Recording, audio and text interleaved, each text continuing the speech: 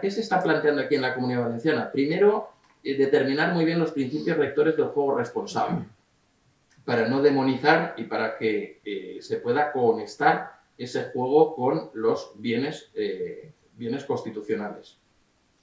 Segundo, hacer un registro que esté interconectado de excluidos de acceso al juego y control de la admisión, donde estarán todas las personas autoprohibidas, prohibidas por sentencia judicial, menores, etcétera, etcétera.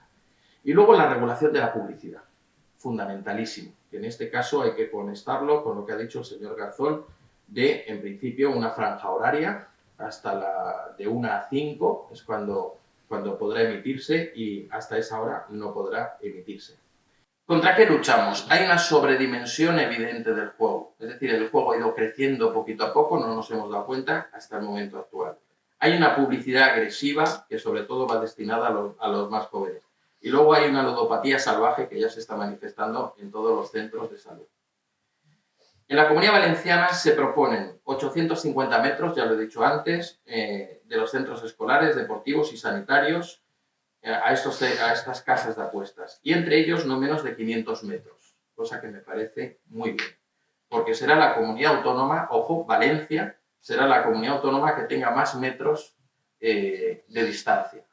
Luego también se va a establecer el control de acceso generalizado en todos los locales de juego y el control interno a través de videocámaras. Va a haber una mejor supervisión del acceso de menores y de personas con ludopatía. El endurecimiento de sanciones también está previsto, cosa que también me parece muy bien, y pasa de 3.001 a 30.000 a 6.001 a 60.000 euros, ¿vale? Y las faltas van a ser muy graves.